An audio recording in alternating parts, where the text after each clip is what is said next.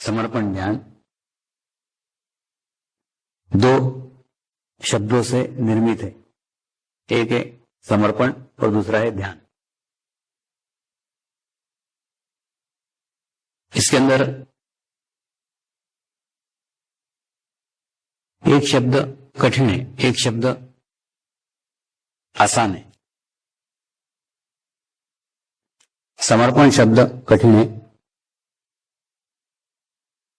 ध्यान शब्द आसान है। वास्तव में समर्पण करना होता है और ध्यान हो जाता है। यानी दो शब्दों से संपूर्ण समर्पण ध्यान बना हुआ है।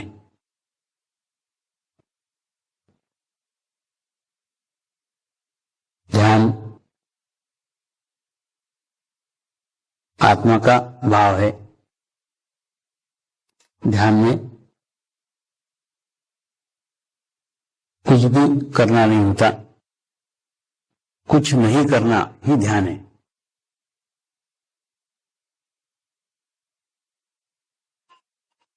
लेकिन हमें जीवन भर कुछ न कुछ करने की आदत सी हो गई है। इसलिए हम हमारे मूल स्वरूप में, हम हमारे स्वाभाविक रूप में नहीं आ पाते हैं। और जब हम स्वाभाविक रूप में आते हैं, नैसर्गिक रूप में आते हैं, प्राकृतिक रूप में आते हैं, तो ध्यान स्वयं ही लग जाता है। ध्यान करने की आवश्यकता नहीं है।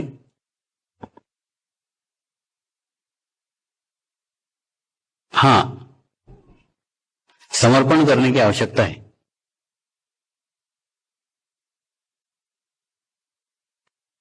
समर्पण करना है परमात्मा के प्रति,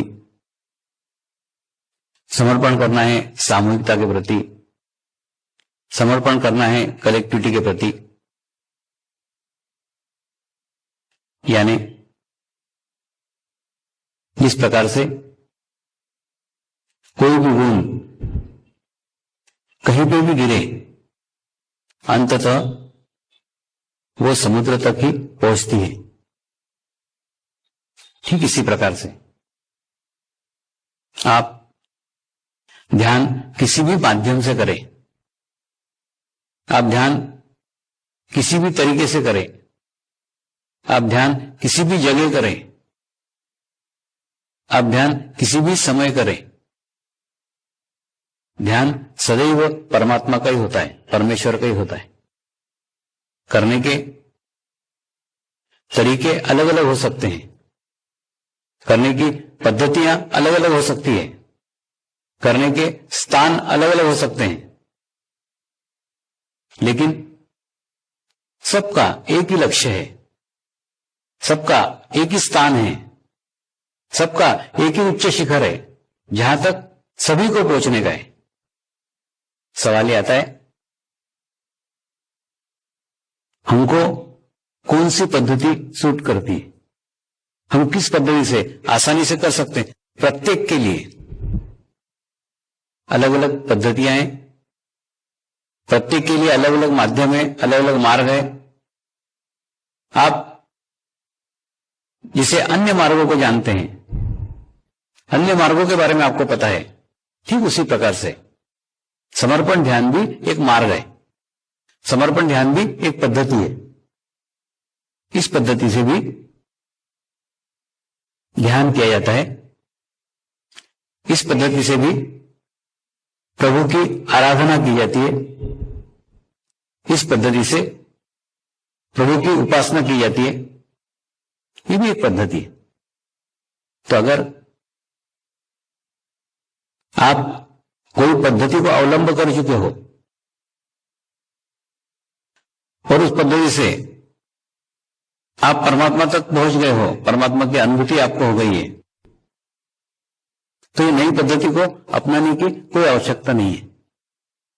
और अगर आपको लगता है कि आप कहीं खोज रहे हो, आप कहीं ढूंढ रहे हो, आप पहुंचे नहीं हो, तो इस पद्धति में आपका स्वागत है। क्योंकि मेरे गुरुओं ने मुझे जब समाज में भेजा तो साथ में कहा था, जो व्यक्ति एक मार्ग पे चल चुका है, कुछ मीलों तक चल चुका है, उसको वापस बुलाने की आवश्यकता नहीं है। जो जिस रास्ते पे चल रहा है उसको चलने दो। तुम समाज में आकर उन लोगों को रास्ता बताओ, उन लोगों को पद्धति बताओ, उन लोगों को मार्ग बताओ जो खोज रहे हैं, जो ढूंढ रहे हैं।